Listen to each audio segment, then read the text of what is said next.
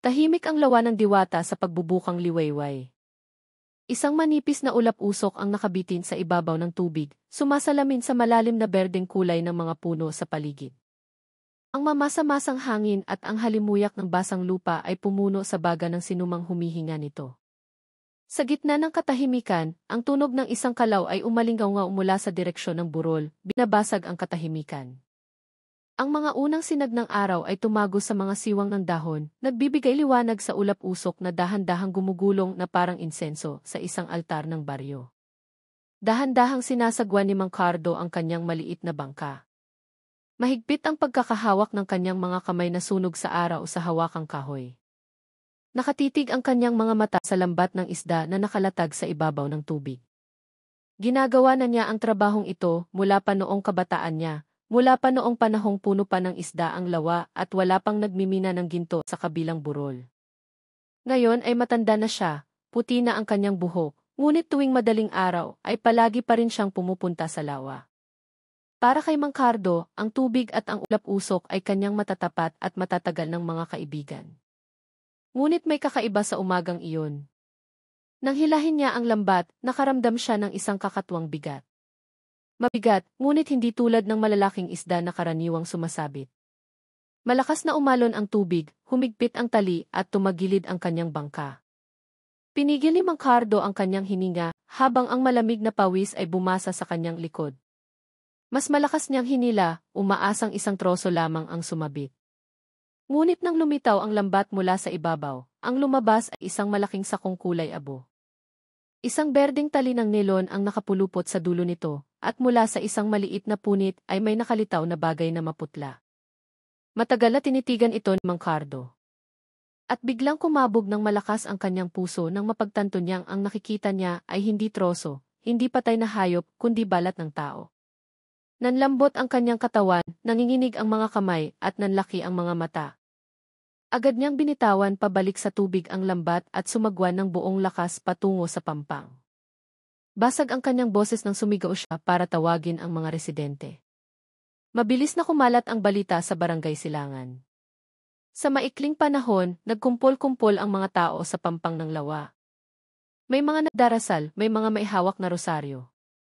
Mayroon ding mga nakatayo lang na tulala. Nang dumating ang mga pulis, naging mas matindi ang tensyon. Bumaba si Kapitan Andres de la Cruz mula sa kanyang opisyal na sasakyan, nakatingin sa lawa na ngayon ay napapalibutan na ng dilaw na police line. Siya ay isang lalaking may edad na 45, may matigas na mukha ngunit may malambot na titig. Sa ilalim ng sikat ng araw sa umaga, tila may dala siyang hindi nakikitang mabigat na pasanin. Lumuhod si Kapitan Andres sa harap ng sako na natagpuan ni Mang Cardo. Nagbigay siya ng senya sa mga tauhan na buksan ito ng maingat. Nang alisin ang basang tela, ang amoy ng putik na may halong malansang amoy ay tumusok sa ilong. Sa loob nito ay nakahandusay ang katawan ng isang binatang lalaki. Nakatali ang kanyang mga kamay at paa gamit ang parehong berdeng tali ng nilon. Walang senyales ng paglaban, walang malalaking sugat, tanging isang maputlang mukha na tila nag-iwan pa rin ang bakas ng takot. Matagal na tinitigan ni Kapitan Andres ang katawan. Ipinikit niya sandali ang kanyang mga mata at nag-utos sa kanyang dive team na suriin ang ilalim ng lawa. Sa kanyang isipan, naalala niya ang mga ulat tungkol sa mga nawawalang minero sa hilagang bahagi ng kagubatan sa mga nakalipas na buwan. Doon, inakala ng lahat na tumakas sila dahil hindi na makayanan ang mabangis na trabaho sa minahan. Ngunit ngayon, may nagsasabi sa kanyang kalooban na ang katotohanan ay mas nakakakilabot. Lumipas ang mga oras. Tumaas na ang araw ngunit hindi pa rin tumitigil ang paghahanap. Isa-isang iniahon mula sa tubig ang mga katulad na sako. Noong una ay 2, pagkatapos ay 5, at pagkatapos ay umabot sa 12-dosenang. Pagsapit ng dapit hapon, ang bilang ay umabot na sa 69. 69 na sako, 69 na katawan ng tao. Lahat ay mga binatang lalaki, ang ilan ay nakasuot pa ng madilim na damit pang trabaho. Walang anumang pagkakakilanlan na natagpuan. Ang kapaligiran sa pampang ay naging tahimik at nakakakilabot. Ang mga opisyal ay nakatayong naninigas, ang ilan ay nakayuko, ang ilan ay nakatingin sa langit na nagsisimula ng maging kulay kahel. Walang nagsasalita. Tanging ang tunog ng mga patak ng tubig na bumabagsak mula sa lambat ang maririnig na parang isang mahinang hikbi. Sa gitna ng katahimikan, mahinang bumulong si Kapitan Andres na tila para lamang sa kanyang sarili. Bakit dito at bakit ganito karami? Si Mang Cardo ay nakatayo pa rin malapit sa kanyang bangka, nakatingin sa tumpok ng mga sako na ngayon ay nakahanay sa lupa. Pakiramdam niya ay binuksan niya ang isang pinto patungo sa ibang mundo. Hindi niya alam kung sino sila, ngunit sa kanyang mga mata, bawat sako ay isang nawawalang kaluluwa, isang nawalang pag-asa. Sa katahimikan, yumuko siya at nagdasal na sana'y matanggap ng mapayapa ang kanilang mga kaluluwa. Sa ibang lugar, daan-daang kilometro mula sa lawa, isang matandang babae na nagngangalang Aling Nena ang nakaupo sa beranda ng kanyang bahay sa Iloilo. Hawak niya ang isang maliit na cellphone na may basag na sa dulo ng screen. Tinititigan niya ito ng may pagod na mga mata. 2 linggo nang walang balita mula sa kanyang anak, si Joselito Vargas, na sinabing nagtatrabaho sa isang minahan ng ginto sa Agusan del Sur. Gabi-gabi, binubuksan ni Aling Nena ang lumang radyo ng kanyang yumaong asawa. Naghihintay siya ng anumang balita na darating mula sa Mindanao. Nang gabing iyon, mahina ang boses ng tagapagbalita. Iniulat na sa isang liblib na lawa ay natagpuan ang 12-dosenang bangkay ng mga lalaki na walang pagkakakilanlan. Matagal na natahimik si Aling Nena, lalong humigpit ang pagkakahawak ng kanyang mga daliri sa cellphone. Sa kanyang puso, isang maliit na panalangin ang namutawi, sana hindi ikaw si Lito. Hindi niya alam na ang panalangin sa gabing iyon ay magiging simula ng isang mahabang paglalakbay sa pagitan ng isang ina, isang anak, at isang madilim na lihim na nakatago sa ilalim ng lawa ng diwata. Dahan-dahang bumaba ang gabi sa lawa ng diwata. Nagdilim ang langit, tanging kalahating buwan ang nakabitin sa likod ng mga ulap. Ang natitirang ulap-usok mula sa umaga ay umiikot pa rin sa ibabaw ng tubig, na ginagawang parang isang maruming salamin na nagtatago ng mga lihim ang lawa. Sa kahabaan ng pampang, ang mga ilaw ng Petromax ay mahinang nagniningas, nagbibigay liwanag sa hanay ng mga sako na ngayon ay nakabalot na sa puting tela. Dala ng hangin ng gabi ang amoy ng putik, bulok na tubig, at isang hindi nakikitang kalungkutan. Nakatayo si Kapitan Andres de la Cruz sa tabi ng tubig. Hawak niya ang kanyang sombrero ng serbisyo na hindi pa niya naisusuot muli mula pa noong hapon. Pagod ang kanyang mukha, ngunit nananatiling matalas ang kanyang tingin. Sa likod niya, tahimik na nagtatrabaho ang kanyang mga tauhan. May nagsusulat ng ulat, may kumukuha ng litrato, may nag-aangat ng mga sako papasok sa isang refrigerated truck. Walang nagsasalita maliban sa mga maikling bulong na naglalaman ng mga utos. Tanging ang huni ng mga kuliglig mula sa gubat ang maririnig na nag-aawitan, na tila ang kalikasan ay nakikidalamhati rin. Si Dra. Elena Reyes, isang forensic expert mula sa Cagayan de Oro, ay nakaluhod malapit sa isa sa mga sako. Hinubad niya ang kanyang guwantes, pinunasan ang pawis sa kanyang noo, at tumingin kay Kapitan Andres ng may malungkot na mga mata. Pare-pareho lahat, sabi niya ng mahina. Nakatali ang mga kamay at paa ng berdeng tali ng nilon. Walang senyales ng paglaban. Tila wala na silang lakas para lumaban. Huminga ng malalim si Kapitan Andres. Alam niya kung ano ang kahulugan ng pangungusap na iyon. Hindi ito aksidente. Ito ay pagpatay. Mula sa malayo, nagsimulang maglabasan ang mga ilaw ng sasakyan ng mga mamamahayag. Kumalat na ang balita. Ang mga taga-baryo ay nakatayo sa likod ng police line, nakatingin sa tanawin sa harap nila ng maihalong takot at pag-usisa. Ilang kababaihan ang mahinang umiiyak, hindi malaman kung dahil sa takot o dahil sa pakiramdam na tila may kilala sila sa mga mukha ng mga pumanaw. Sa gitna ng karamihan, nagsimulang marinig ang mga panalangin. May nagdarasal ng mga banal na salita, mayroon ding nakapikit lang ang mga mata, umaasang matagpuan ng mga kaluluwa ang daan pa uwi. Nang ang ika-negatibo 69 na bangkay ay iniahon, halos hating gabi na. Inutusan ni Kapitan Andres ang kanyang team na pansamantalang itigil ang paghahanap. Alam niyang matagal na ang mga katawan sa ilalim ng tubig. Lahat ay dadalhin sa Agusan del Sur Provincial Hospital para sa identifikasyon. Sa kanyang isipan, maraming tanong ang lumitaw. Sino sila? Saan sila nanggaling? At bakit lahat sila pinatay sa parehong paraan?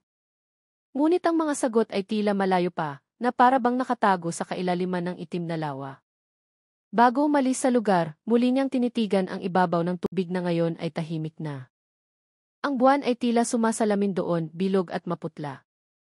Sa kanyang isipan, sumagi ang isang lumang kwento na madalas ikwento ng mga residente tungkol sa sump ng lawa ng Diwata.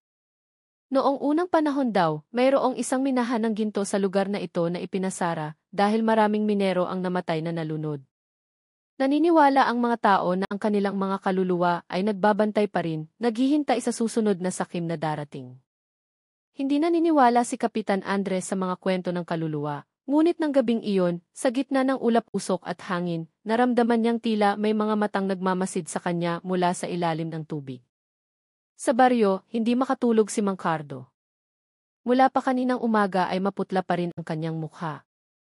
Pinayuhan siya ng kanyang asawa na magdasal at magpahinga, ngunit ang kanyang isipan ay patuloy na binabagabag ng unang sako na kanyang natagpuan. Naalala niya ang maputlang kamay, ang berdeng tali, at ang matalim na amoy ng tubig ng lawa. Nakaramdam siya ng pagkakasala kahit hindi niya alam kung bakit. Sa katahimikan, lumabas siya sa beranda, nakatingin sa madilim na langit sa itaas ng gubat.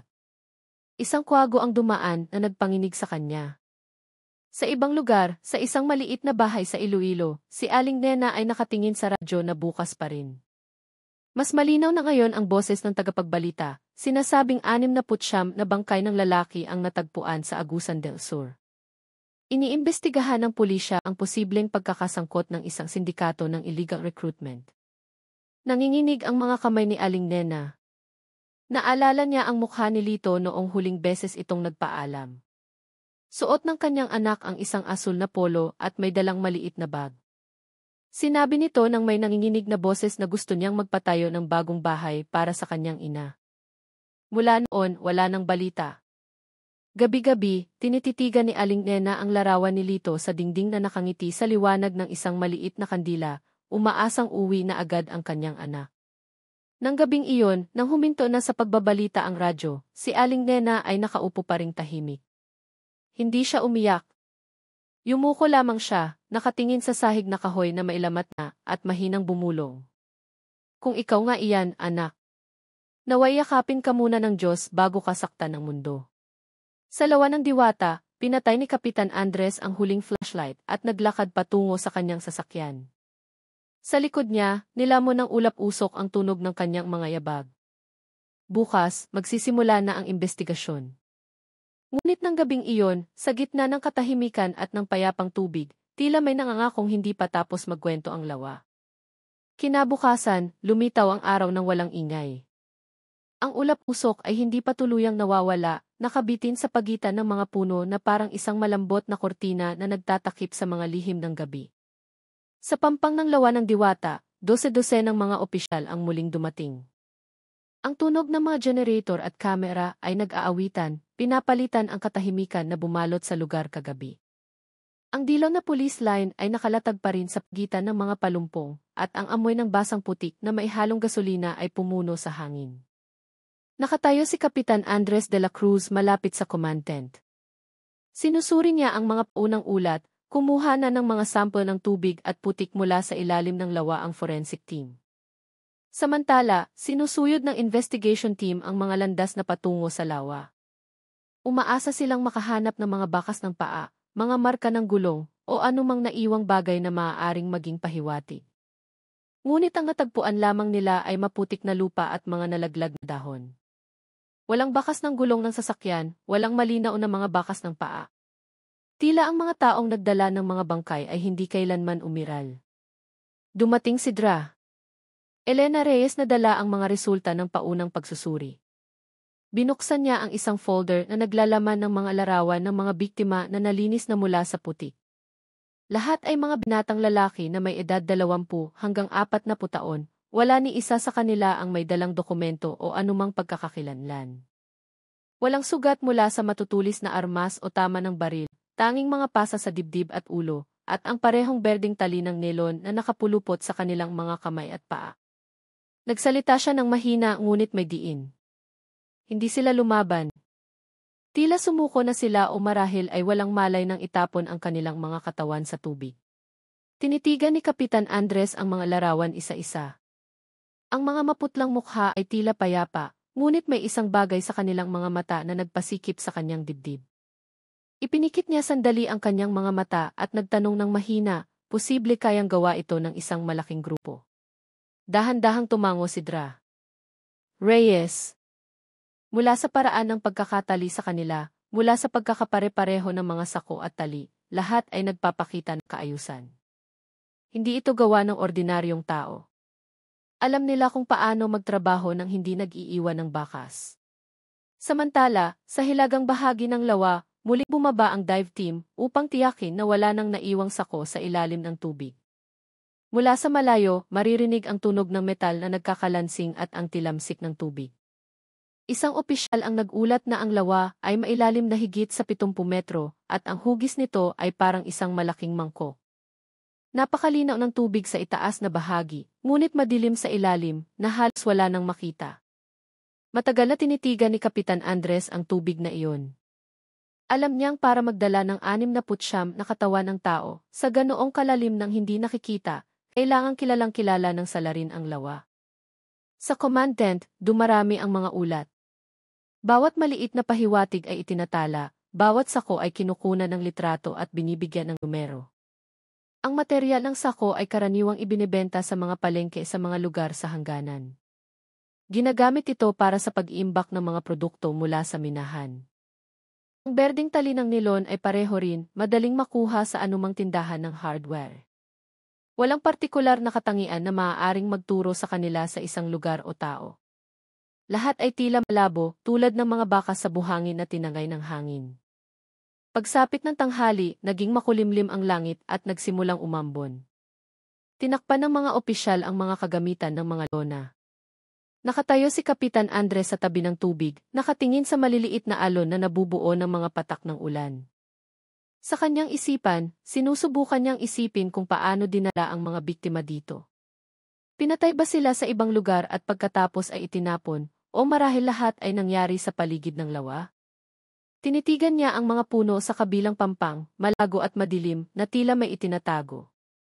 Pagsapit ng hapon, dumating ang ulat mula sa pambansang punong tanggapan. Sa nakalipas na 6 na buwan, mayroon ng hindi bababa sa 39 na ulat ng mga nawawalang tao sa rehiyon ng Caraga. Karamihan ay mga binatang lalaki mula sa Visayas at Luzon na na-recruit ng isang kumpanya ng minahan ng ginto. Pinangakuan sila ng trabaho na may mataas na sahod at libreng tirahan. Binasa ni Kapitan Andres ang ulat na iyon nang may kunot sa noo.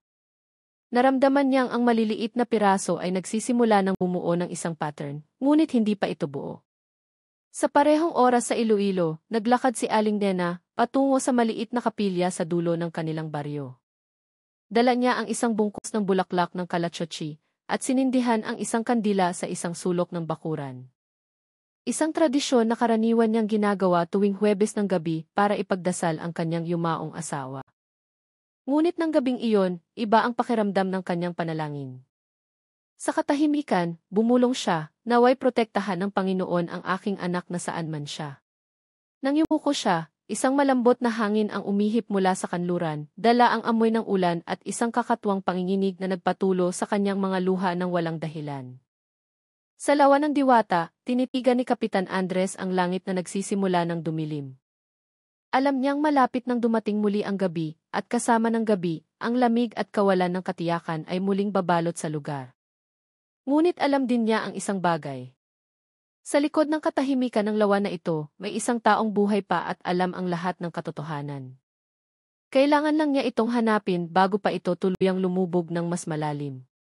Nang gabing iyon, walang tigil ang ulan. Sa Agusan del Sur Provincial Hospital, ang lahat ng silid ay amoy pinaghalong gamot, formalin at basang putik. Maputla ang liwanag ng mga ilaw na fluorescent, sumasalamin sa puting sahig na kumikinang na parang yelo. Sa silid ng morgue, marahang umalingaw ang tunog ng mga yabag. Nakatayo si Dra. Elena Reyes sa harap ng isang mesang metal, suot ang kanyang laboratory coat at makapal na guwantes. Pagod ang kanyang mukha, ngunit nananatiling matalas ang kanyang mga mata, nakatingin sa mga tala sa kanyang kamay. Pumasok si Kapitan Andres de la Cruz sa silid ng may mabagal na mga hakbang. Napakalamig ng hangin doon kaya't ang kanilang hininga ay tila uso. 69 na katawan ang nakahandusay ng maayos sa isang mahabang hilera.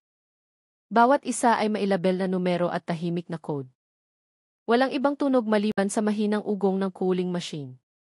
Tumingin si Reyes kay Kapitan Andres at mahinang nagsalita. Tapos na ang paunang pagsusuri.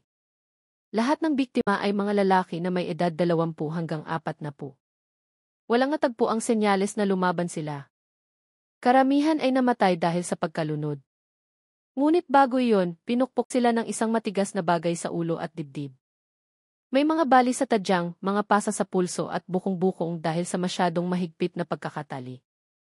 Buhay pa sila nang itapon sa tubig. Ang huling pangungusap na iyon ay nagpatahimik kay Kapitan Andres ng matagal. Tinitigan niya ang hanay ng mga katawan sa kanyang harapan. Sumikip ang kanyang dibdib. Sa kanyang isipan, lumitaw ang isang larawan na para bang naririnig niya ang kanilang mga boses. Ang mga boses ng mga binatang sumisigaw nang walang sinumang tumulong. Ipinikit niya ang kanyang mga mata at bumulong, sana hindi sila gaanong nasaktan. Ipinagpatuloy ni Reyes ang kanyang ulat ng may mababang boses ngunit malinaw. Ang oras ng kanilang pagkamatay ay tinatayang nasa pagitan ng 48 hanggang 72 oras bago matagpuan. Ibig sabihin, buhay pa sila 2 o 3 araw bago iniahon ng lambat ni Mang Cardo ang unang sako. Namatay sila sa halos parehong oras, na para bang may utos na patayin silang lahat ng sabay-sabay. Dahan-dahang naglakad si Kapitan Andres sa pagitan ng mga mesang metal. Sa bawat paghinto niya, binabasa niya ang maliit na label sa dulo ng paa ng biktima.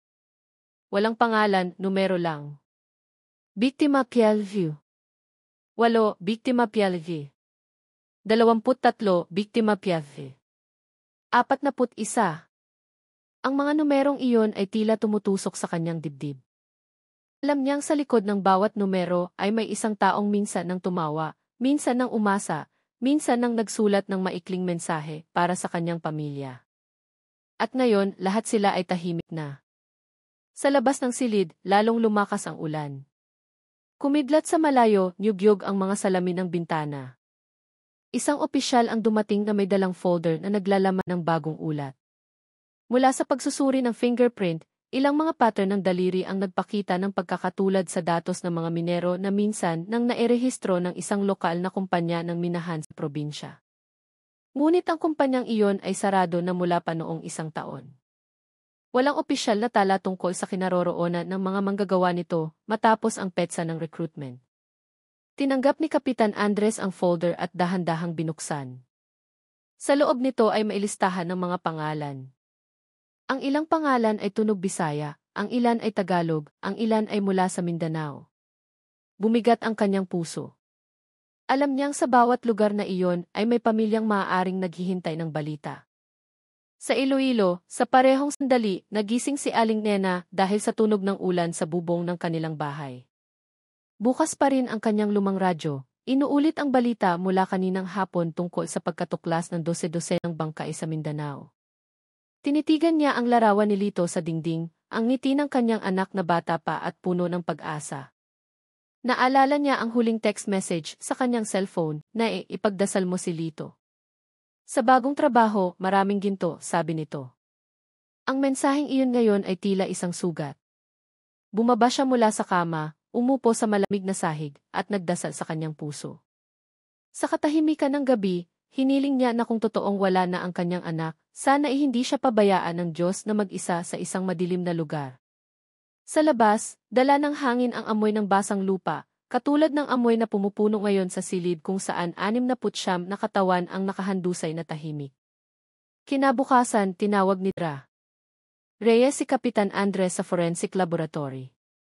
Ipinakita niya ang isang maliit na bagay na natagpuan sa bulsa ng biktima Bielse. 17, isang piraso ng malinaw na plastik na maingat na nakatupi. Halos kupas na ang sulat sa ibabaw nito, ngunit malabo pa ring mababasa. May 2 salita na nakasulat gamit ang gintong tinta na kumupas na. Gintong lambak. Matagal na hinawakan ni Kapitan Andres ang piraso ng plastik, malalim ang tingin ng kanyang mga mata. Hindi pa niya alam kung ano ang kahulugan nito, Ngunit may nagsasabi sa kanyang kalooban na ang dalawang salitang iyon ang magbubukas ng daan patungo sa lihim na nakalibing sa ilalim ng kagubatan ng Mindanao. Sa labas, dahan-dahang sumisikat ang araw. Ang mga sinag nito ay tumago sa salamin ng laboratorio at bumagsak sa basang sahig. Sa likod ng liwanag na iyon, ang mga katawan na walang pangalan ay nakahandusay pa ring payapa, na para bang naghihintay na may tumawag muli sa kanilang pangalan. Nang umagang iyon, ang langit sa Agusan del Sur ay nababalutan ng manipis na ulap-usok na ayaw pang umalis. Mamasa-masa at malamig ang hangin. Sa likod bahay ng ospital, nakatayong tahimik si Kapitan Andres, nakatingin sa malayong kagubatan. Ang ulan kagabi ay nag-iwan ng maliliit na sanaw sa lupa. Ang anino ng kanyang sariling mukha ay sumasalamin sa ibabaw ng tubig, kasama ang pagod na nakaukit sa bawat linya ng kanyang mukha. Hawak niya ang isang piraso ng malinaw na plastik na natagpuan sa bulsa ng isa sa mga biktima. Halos kupas na ang sulat dito. 2 salita lamang ang malabo pang mababasa. Gintong lambak. Paulit-ulit na umiikot sa kanyang isipan ang 2 salitang iyon. Sa tuwing ipipikit niya ang kanyang mga mata, tila naririnig pa rin niya ang mga boses mula sa morgue. 69 na katawan ang nakahandusay na tahimik, at ngayon, isang maliit na piraso ng plastik ang tila tumatawag sa kanya upang alamin kung bakit nangyari ang lahat ng ito. Sinubukan niyang alalahanin ang bawat ulat na narinig niya tungkol sa mga ilegal na minahan sa Mindanao. Karamihan sa mga tao ay tinatawag itong isang lugar na puno ng misteryo at panganib. Ngayon, nagsisimula na siyang maniwala na ang mga kwentong iyon ay hindi lamang tsismis. Lumapit si Dra. Reyes na may dalang isang tasa ng mainit na kape para kay Kapitan Andres. Tumayo siya sa tabi niya at sinabi ng may malambot na boses na ang plastik na iyon ay hindi ordinaryong plastik. Ang material na ginamit ay mas makapal at hindi tinatabla ng init. Karaniwan itong ginagamit para sa pag-imbak ng mga materyales mula sa minahan o metal. Dahan-dahang tumango si Kapitan Andres. Tinitigan niya ang maliit na piraso sa ilalim ng liwanag ng umaga. May mansa ng putik sa isang sulok nito at mga bakas ng mga titik na halos nawala na. Sa gitna ng mansa, may malabong titik na iginghi na nakita. Naramdaman niyang hindi ito isang pagkakataon. Ilang oras ang lumipas, dumating ang isang batang opisyal mula sa Maynila na nagngangalang Teniente Miguel Sarmiento. Matigas ang kanyang mukha, kalmado ang kanyang tingin. Ibinigay ni Kapitan Andres ang piraso ng plastik sa kanya. Pinag-aralan ito sandali ni Teniente Sarmiento at sinabing marahil ang 2 salitang iyon ay hindi pangalan ng tao, kundi pangalan ng isang lugar. Idinagdag niya na malaki ang posibilidad na ang mga biktima ay nagtatrabaho sa isang lokasyon na kilala bilang Gintong Lambak. Dahan-dahang binigkas ang salitang inahan at naging mas mabigat ang hangin sa kanilang paligid. Alam ni Kapitan Andres na ang salitang iyon ay nagdadala ng mahabang kwento ng kasakiman at pagdurusa ng tao. Narinig na niya ang tungkol sa isang lambak sa hilaga na puno ng makakapal na kagubatan at mga ilog na malabo ang kulay dahil sa aktibidad ng pagmimina. Doon, maraming manggagawa ang dumating na may malalaking pangarap at pagkatapos ay nawala ng walang bakas.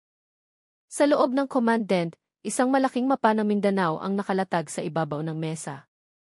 Ang mga pulang tuldok ay nagmamarka sa mga lokasyon ng mga lumang minahan na sarado na. Sa gitna ng lahat, may isang lugar sa gitna ng kagubatan na walang pangalan sa opisyal na mapa.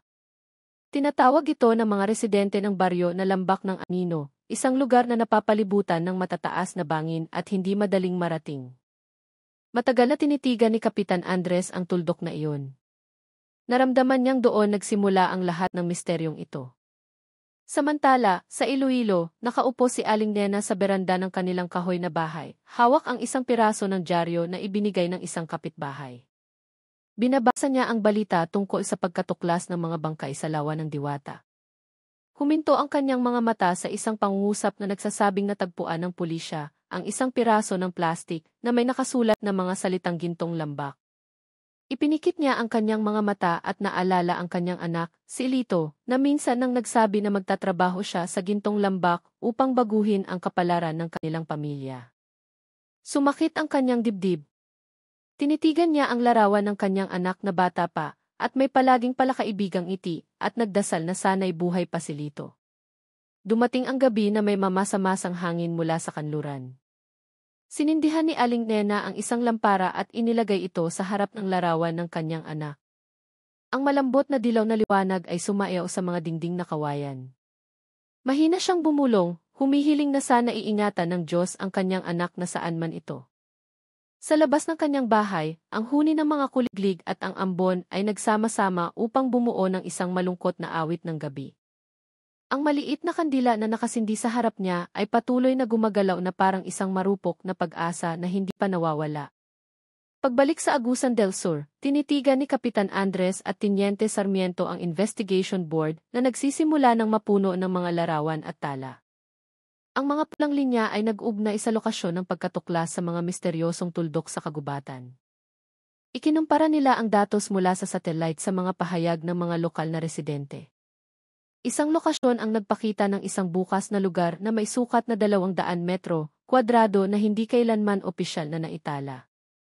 Ang lugar na iyon ay matatagpuan sa isang lambak sa pagitan ng 2 batong burol, at tuwing gabi, may lumalabas na maliit na ilaw mula doon. Itinuro ni Kapitan Andres ang tuldok na iyon sa mapa. Dahan-dahan niyang sinabi na marahil doon matatagpuan ang gintong lambak.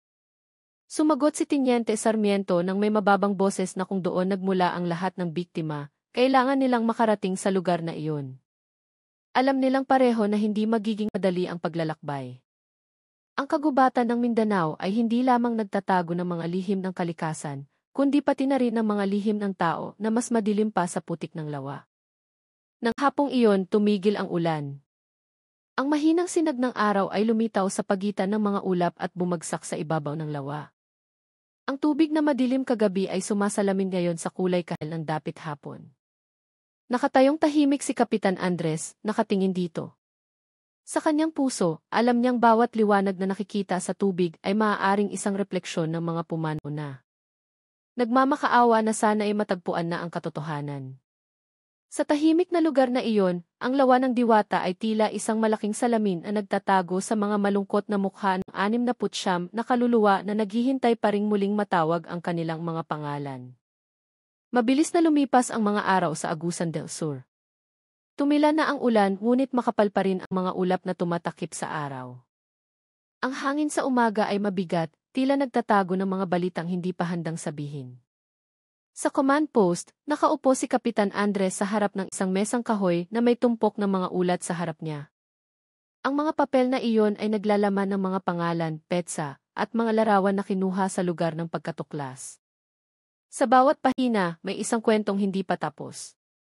Biglang tumunog ang radyo sa sulok ng silid. Tinawag siya ng duty officer nang may nagmamadaling tono. May tawag mula sa Camp Crame. Tumayo si Kapitan Andres, kinuha ang mikropono at nakinig ng mabuti. Malinaw ang boses mula sa kabilang linya, kahit na may kasamang kaluskos.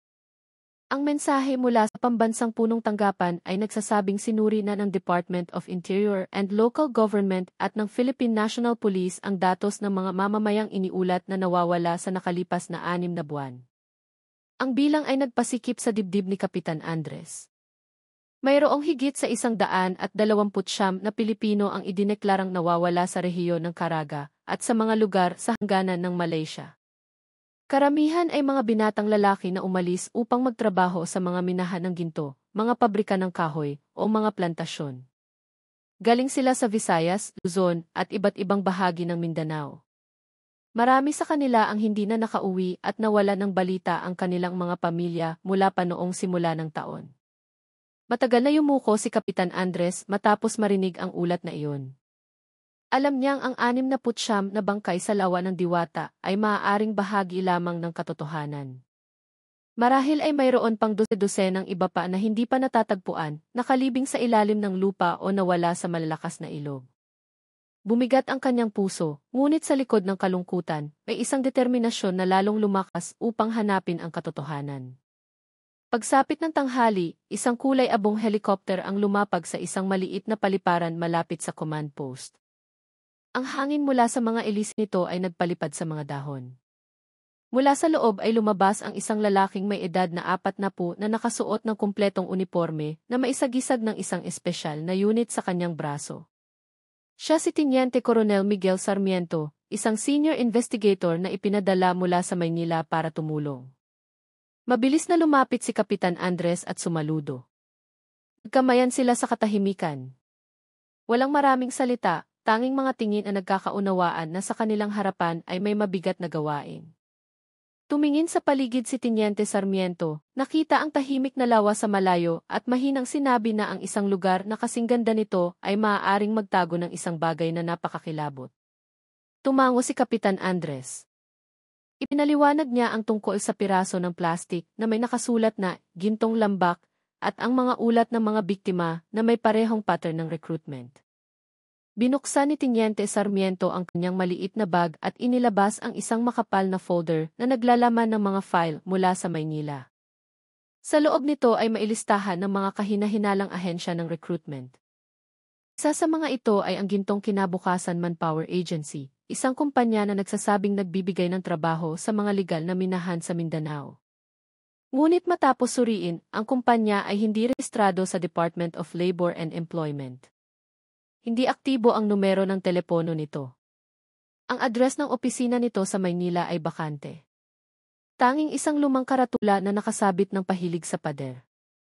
Mula sa paunang investigasyon, nalaman na ang kumpanya ay nakapag-recruit ng 12-dosenang manggagawa mula sa Luzon at Visayas. Hiningan sila ng kanilang mga identification card at nagbayad ng maliit na halaga bilang deposito bago umalis. Pagkatapos noon, lahat ng kontak ay naputol.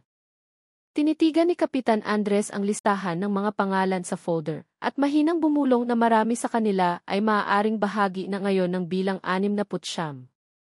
Pagsapit ng hapon, isang maliit na press conference ang ginanap sa bakura ng himpilan ng pulisya sa Agusan del Sur. Ang mga lokal na mamamahayag ay nakatayo sa ilalim ng mga payong, naghihintay ng opisyal na pahayag. Nakatayo si Kapitan Andres sa harap ng mikropono, kasama si Teniente Sarmiento.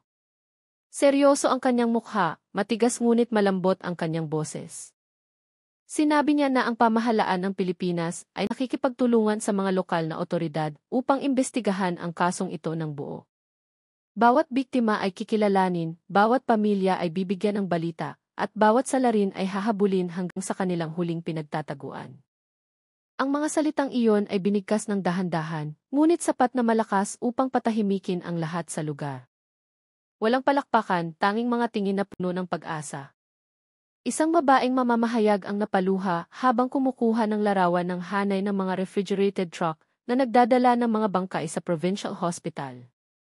Sa Iloilo, pinakinggan ni Aling Nena ang balitang iyon mula sa maliit na radyo sa kanyang silid.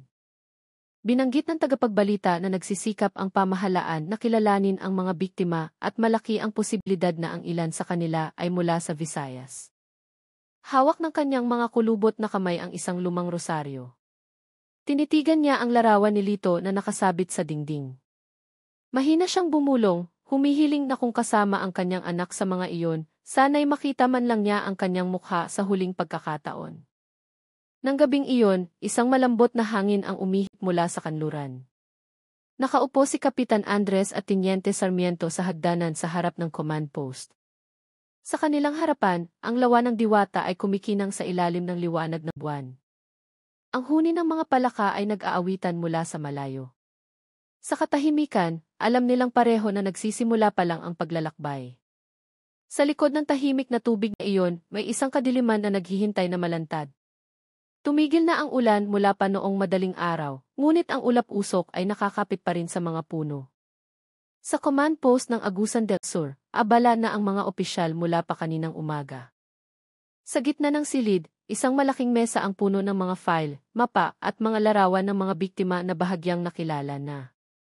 Nakatayo si Teniente Sarmiento sa gilid ng mesa, tinititigan ang bawat mukha sa mga larawan ng may malalim na tingin. Nakaupo si Kapitan Andres sa tapat niya, hawak ang isang tasa ng kape na malamig na. Kakatanggap lang nila ng karagdagang ulat mula sa Maynila at Cagayan de Oro. Sa 69 na biktima, 37 na ang nakilala sa pamamagitan ng mga tala ng fingerprint at mga ulat mula sa mga pamilyang nag-ulat ng pagkawala ng mga miyembro. Lahat ay mga binatang lalaki na may edad 20 hanggang 40 taon.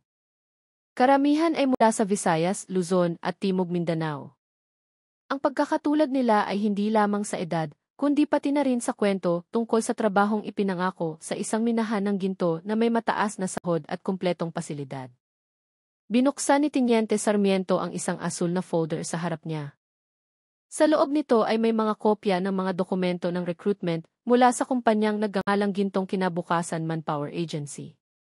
Simple ang logo sa kanang itaas na sulok, isang larawan ng araw at mga bundok na may slogan na maayos na nakasulat, sama-samang itatayo ang kinabukasan. Ngunit nang suriin ng mas malalim ang mga dokumento, maraming kapansin-pansin na bagay ang natuklasan. Hindi tugma ang numero ng rehistrasyon, hindi matagpuan ang address ng opisina, at lahat ng mga numero ng telepono ay hindi na aktibo. Matagal na tinitigan ni Kapitan Andres ang sulat na iyon. Mahina niyang sinabi na ang kumpanyang ito ay isang maskara lamang, isang pangalan na nilikha upang linlangin ang mga taong naghahanap ng pag-asa. Sumang-ayon si Teniente Sarmiento. Pagkatapos ay ipinakita niya ang mga tala ng panayam sa ilang pamilya ng mga biktima na nakontak na. Halos lahat ay nagkwento ng parehong pattern. Ang mga recruiter ay dumating ng magalang, dala ang mga kontrata sa trabaho at mga uniforme, nangangako ng malaking sahod at libreng pamasahe. Humingi sila ng maliit na deposito bilang tanda ng kaseryosohan at pagkatapos ay nangakong susunduin sila sa terminal sa loob ng 2 linggo. Pagkatapos noon, lahat ng komunikasyon ay naputol. Natahimik sandali ang silid. Ang hangin mula sa lumang bentilador ay dahan-dahang umiikot sa itaas ng kanilang mga ulo. Sa labas ng bintana, nagsimulang lumiwanag ang langit.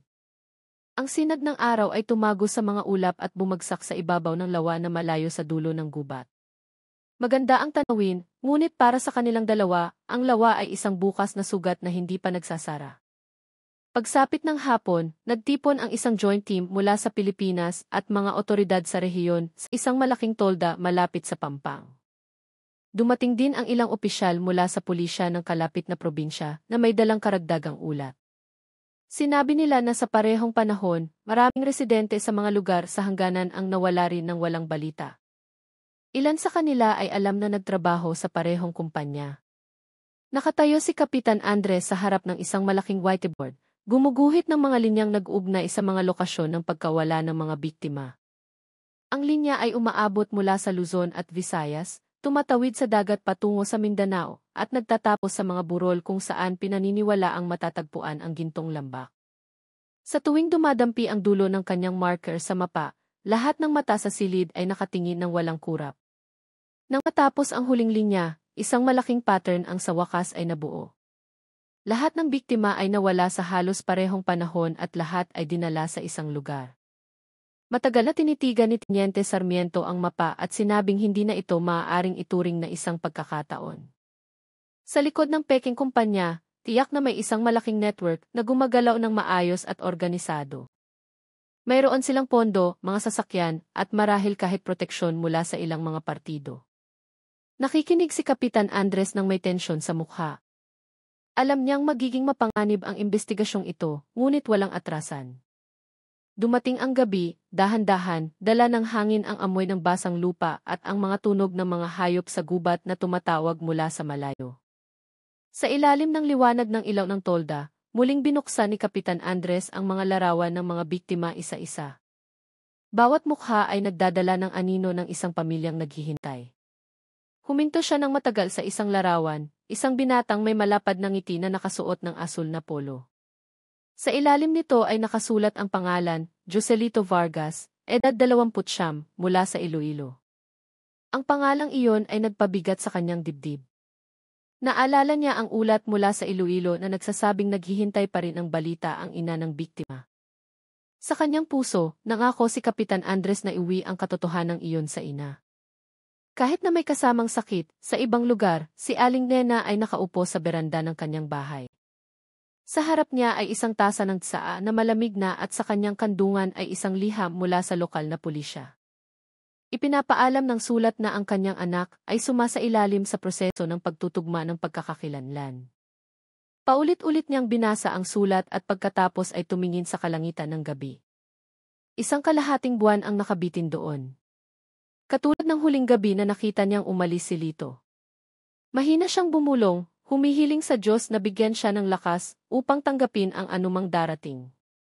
Pagbalik sa Agusan del Sur, isinara ni Kapitan Andres ang asul na folder at dahan-dahang sinabi kay Teniente Sarmiento na kailangan nilang hanapin kung sino ang nasa likod ng pangalang Gintong Kinabukasan Manpower Agency. Dahan-dahang tumango si Teniente Sarmiento. Sinabi niyang bukas ay pupunta sila sa hilagang bahagi ng kagubatan upang suriin ang lokasyon ng mga lumang minahan na hindi nakatala sa mapa. Sa labas ng tolda, umihip ang hangin, dala ang tunog ng mga insekto at ang amoy ng mga basang dahon. Sa ilalim ng mabigat na kalangitan ng gabi, dalawang tagapagpatupad ng batas ang nakatayong tahimik, nakatingin sa madilim na gubat. Sa kanilang mga puso, iisa lamang ang paniniwala, sa likod ng katahimikan ng Mindanao, may isang katotohanang naghihintay na matuklasan. At sa loob ng katotohanang iyon, may dose-dosenang kaluluwa na gustong umuwi sa kanilang sariling mga pangalan. Nang umagang iyon, mas mainit ang hangin sa Agusan del Sur. Nagsimulang luminaw ang langit mula sa ulap-usok.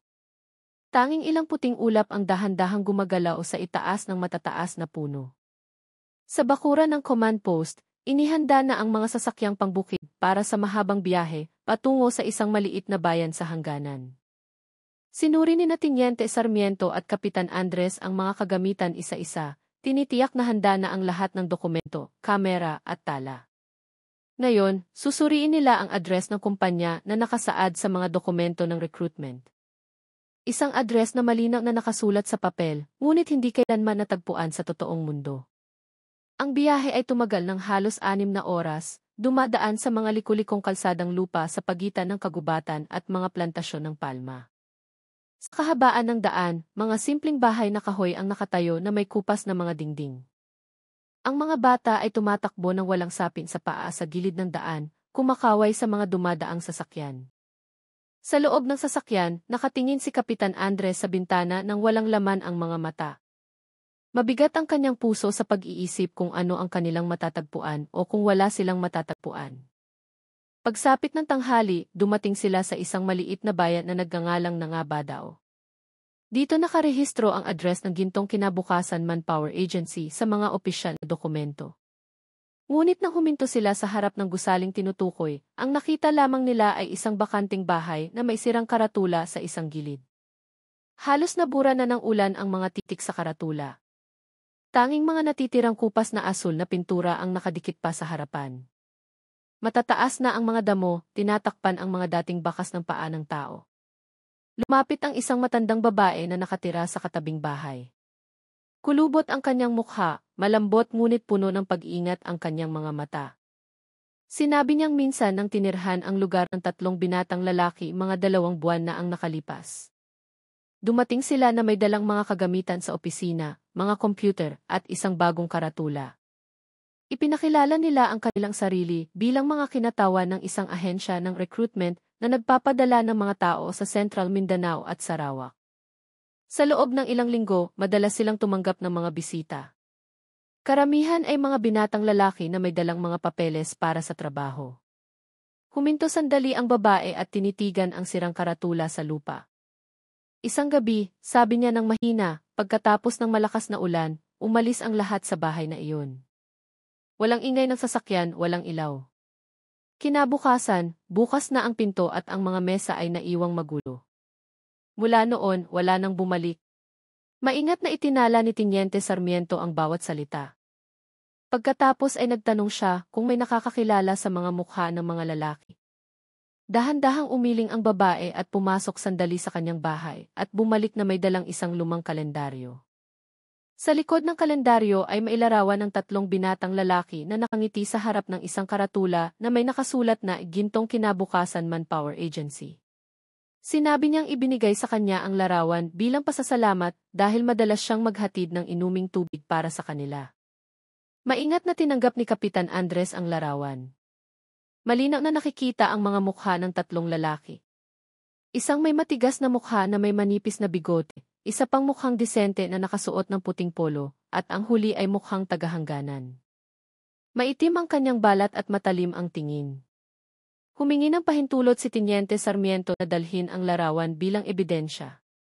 Pagkatapos ay sinuri nila ang mga silid sa loob ng lumang gusali. Pinuno ng alikabok ang mga mesa, upuan at sahig. Sa isang sulok, natagpuan nila ang ilang piraso ng papel na mababasa pa. Nakasulat ang isang listahan ng mga pangalan at numero ng telepono na tila pag-aari ng mga aplikante. Marami sa mga numero ay hindi na aktibo. Ngunit sa ibaba ay may isang maliit na tala na sulat kamay. Lambak ng anino. Pangalawang batch, katapusan ng Mayo. Ang pangungusap na iyon ay nagpatahimik sa silid. Tiningnan ni Teniente Sarmiento si Kapitan Andres ng may seryosong tingin. Alam nilang pareho na ang tala na iyon ang direktang koneksyon sa gintong lambak na matagal na nilang hinahanap. Isang maliit na tala na maaaring maging susi sa pagbubukas ng lihim sa likod ng 69 na buhay. Pagsapit ng hapon, nang umalis sila sa gusali, nagsimulang lumubog ang araw sa kanluran. Ang liwanag nito ay tumagos sa mga siwang ng mga puno at bumagsak sa basang kalsada. Sa loob ng sasakyan, tahimik na nakaupo si Kapitan Andres habang hawak ang larawan ng 3 lalaki. Sa kanyang puso, alam niyang ang mga mukhang iyon ay hindi mukha ng mga ordinaryong manggagawa. Ang kanilang mga tingin ay may itinatagong isang bagay na malamig, tulad ng mga taong sanay ng tumingin sa pagdurusa ng walang anumang pakiramdam. Habang papalayo ang sasakyan, ang tunog ng makina ay humalo sa ihip ng hangin mula sa kagubatan. Tumingin si Kapitan Andres sa bintana, nakikita ang araw na dahan-dahang lumulubog sa likod ng burol. Naisip niya ang mga binatang dumating noon na may pag-asa, dala ang mga kontrata at pangarap para sa kanilang mga pamilya. Wala ni isa sa kanila ang nakakaalam na sa likod ng mga pirma sa papel na iyon ay naghihintay ang isang bitag na lalamon sa kanila sa katahimikan. Dahan-dahang bumaba ang gabi sa kalsada sa hangganan. Ang mga ilaw ng sasakyan ay tumago sa kadiliman, habang ang kagubatan sa magkabilang panig ay tila isang itim na pader na nagtatakip sa mga lihim. Tiningnan ni Teniente Sarmiento ang daan sa unahan at sinabing simula bukas, magpapatuloy ang investigasyon sa lugar ng gubat kung saan itinuturo ng tala. Maikling sumagot si Kapitan Andres na kailangan nilang maging handa sa anumang matatagpuan nila. Sa malayo, sa likod ng manipis na ulap-usok ng gabi, isang maliit na ilaw ang kumikislap mula sa direksyon ng hilagang kagubatan. Tila may isang bagay doon na naghihintay sa kanilang pagdating, dala ang isang kwentong hindi pa tapos mula sa gintong lambak at ang sump na nakabitin pa rin sa ilalim ng lawa ng diwata. Nang umagang iyon, dahan-dahang gumalaw ang mga ulap sa kalangitan ng Agusan del Sur. Ang tunog ng mga insekto ay nagsimula ng marinig mula pa noong madaling araw, na para bang ang kagubatan ay nagigising mula sa mahabang tulog. Sa command post, abala na ang mga opisyal sa mga bagong ulat na dumating mula sa Financial Intelligence Unit. Nakatayo sina Kapitan Andres at Teniente Sarmiento sa harap ng isang malaking mesa na puno ng mga mapa, mga file, at mga tala na bagong ipinadala mula sa Cagayan de Oro. Sa gitna ng tumpok, may isang file na nakakuha ng kanilang pansin. Sa harapan ay nakasulat sa pulang tinta, ulat ng mga kahina-hinalang transaksyon sa pondo. Dahan-dahang binasa ito ni Teniente Sarmiento. Ipinapakita ng ulat na sa nakalipas na 3 buwan, mayroong ilang malalaking transaksyon na dumaloy sa isang personal na account sa hilagang bahagi ng Mindanao. Ang pera ay nagmula sa iba't ibang account sa Maynila, Cebu at Davao. Hindi gaanong kalaki ang halaga para sa isang kumpanya, ngunit sapat na malaki upang tustusan ang isang iligal na operasyon sa pagmimina. Mula sa talaan ng oras ng mga paglilipat, pare-pareho ang pattern na lumabas. Tuwing 2 linggo, pumapasok ang pondo sa pangunahing account at agad na wini-withdraw ng cash sa isang maliit na bangko sa Butuan. Pagkatapos noon, wala nang bakas. Tinitigan ni Kapitan Andres ang mapa sa harap niya. Itinuro niya ang kanyang daliri sa lugar ng gubat sa hilaga, kung saan ang isang maliit na ilog ay nahahati sa 2. Doon huling huminto ang bakas ng pera. Walang malaking kalsada na patungo doon. Tanging isang ilog at makitid na daanan ng lupa na karaniwang ginagamit ng mga iligal na magtotroso. Alam niyang ang isang lugar na tulad nito ay perpekto para sa pagtatago ng isang iligal na aktibidad sa pagmimina o kahit isang taguan ng isang sindikato. Idinagdag ni Teniente Sarmiento na ilang transaksyon din ang ginawa gamit ang mga account sa pangalan ng isang lokal na kumpanya ng transportasyon na hindi rehistrado. Nang suriin ng team ang address ng kumpanya, isang bakanting bahay lamang sa gilid ng daan ang natagpuan na mailumang kupas na karatula. Lahat ay tumuturo sa isang organisadong network, marahil ay cross-border, na ginagamit ang kagubatan bilang kanilang proteksyon. Huminga ng malalim si Kapitan Andres. Tiningnan niya ang mga larawan ng mga biktima na nakapaskil sa board. Ang mga mukhang iyon ay muling bumagabag sa kanyang isipan. Alam niyang bawat transaksyon ay maaaring may kaugnayan sa sapilitang paggawa, pagdurusa, at kanilang kamatayan. Bawat numero sa ulat ng pananalapi ay hindi lamang datos, kundi ang huling hininga ng isang taong binili sa murang halaga. Pagsapit ng tanghali, dumating ang isang team mula sa lokal na pulisya na may dalang karagdagang ulat. Natagpuan nila ang ebidensya ng pagpapadala ng malaking halaga ng gasolina at pagkain patungo sa hilagang bahagi ng kagubatan 2 linggo bago matagpuan ang mga bangkay sa lawa. Ang mga tala ng pagpapadala ay gumamit ng peking pangalan ng nagpadala. Ngunit ang numero ng truck at ang driver nito ay nakilala na. Ang driver ay papunta na ngayon sa Agusan del Sur para sa interogasyon. Pagsapit ng hapon, sa wakas ay dumating na ang driver sa command post. Ang pangalan niya ay Rahmat. Isang 45 taong gulang na lalaki na may maitim na balat at pagod na mga mata. Umupo siya sa harap ng mesa ng interogasyon, hawak ang kanyang sombrero. Mababa at mabigat ang kanyang boses. Inamin niyang hindi niya alam kung anong mga kalakal ang kanyang ipinadala. Dahil sa tuwing darating siya sa lokasyon, isang grupo ng mga armadong lalaki ang humihiling sa kanya na huminto sa tabi ng ilog. Kinuha nila ang karga ng walang salita, nagbayad ng cash, at pagkatapos ay pinauwi siya bago lumubog ang araw. Tiningnan siya ni Kapitan Andres nang may kalmadong tingin at nagtanong kung natatandaan niya ang direksyon ng ilog na tinutukoy. Dahan-dahang tumango si Rahmat at sinabing napakaliblib ng lugar. Tinawag niya itong ilog pulang bato, ipinangalan sa kulay ng mga bato sa ilalim ng tubig na tila mamula-mula tuwing hapon. Sinabi rin niya na sa kabilang pampang ng ilog ay may isang landas patungo sa loob ng kagubatan, at mula sa malayo ay madalas makita ang mga ilaw na parang sulo na gumagalaw sa gabi. Nagkatinginan sina Teniente Sarmiento at Kapitan Andres. Alam nilang ang direksyong iyon ay kapareho ng huling punto sa mapa ng daloy ng pondo. Lahat ng pahiwatig ngayon ay nagtatagpo sa isang lugar. Ang ilog pulang bato ay maaaring maging pinto patungo sa gintong lambak na matagal na nilang hinahanap. Pagsapit ng gabi sa pangunahing tolda, nagsimulang maghanda ang team ng isang plano para sa ekspedisyon. Ang mapa ng kagubatan ay nakalatag sa sahig, nagmamarka sa mga daanan ng tubig, mga burol, at mga lambak na kanilang dadaanan. Ang joint team ay binubuo ng mga pulis, sundalo, at 2 lokal na gabay na pamilyar sa lugar. Aalis sila bukas ng umaga bago sumikat ang araw. Ang biyahe ay tinatayang tatagal ang 2 araw sa paglalakad. Isang malaking panganib ang naghihintay, ngunit walang sinuman ang umatras. Sa labas ng tolda, tahimik ang gabi. Ang tunog ng tubig ng lawa ay mahinang umuugoy sa gitna ng ihip ng hangin. Nakatayong mag-isa si Kapitan Andres, nakatingin sa kalangitan na puno ng mga bituin. Sa katahimikan, kinausap niya sa kanyang isipan ang 69 na kaluluwa na ngayon ay nagpapahinga sa malamig na silid ng ospital. Nangako siyang lalakarin niya hanggang sa dulo ng kagubatan, kahit na kailangan niyang harapin ang parehong kadiliman na minsan nang lumamon sa kanila. Tila tahimik ang kagubatan sa kanyang harapan, ngunit sa kailaliman nito, may isang bagay na naghihintay. Kung katotohanan man o panganib. Ngunit ng gabing iyon, sa ilalim ng malabong liwanag ng mga bituin, isang bagay ang tiyak na alam ni Kapitan Andres, walang lihim na maaaring manatiling nakatago magpakailanman. Bawat bakas, gaano man kaliit, ay sa huli magdadala sa kanila sa katotohanang nakalibing sa likod ng mga puno ng Mindanao. Sumikat na ang araw nang magsimulang kumilos ang joint team. Mamasa-masa ang hangin sa umaga. Ang amoy ng basang lupa na may halong ulap-usok mula sa lawa ay pumuno sa hangin. Sa bakuran ng command post, 2 lumang truck ang nakaparada na bukas pa ang mga makina.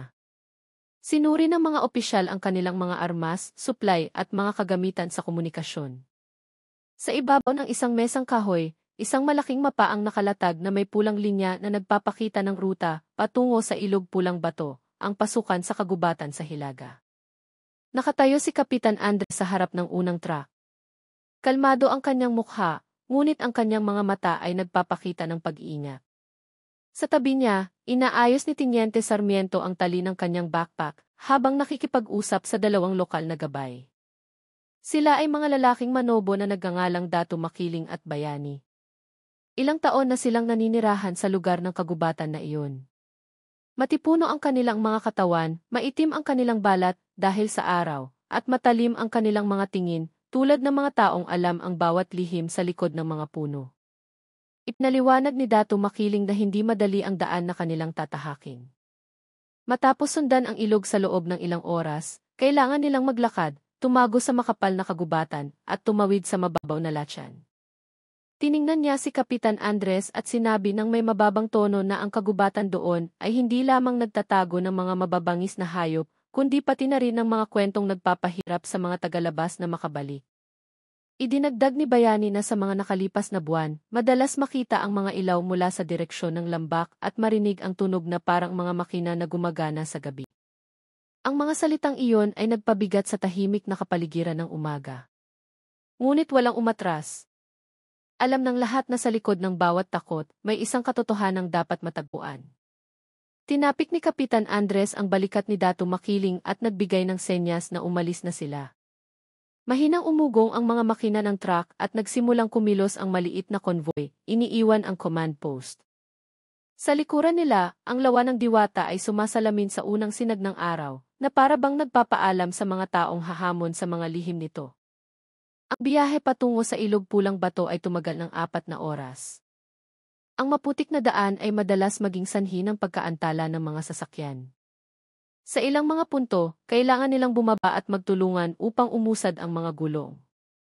Ang kagubatan sa paligid ay tila siksik at malalim na berde. Matataas na puno ang tumatakip sa kalangitan. Ang sinag ng araw ay pumapasok lamang sa pamamagitan ng maliliit na siwang sa pagitan ng mga dahon.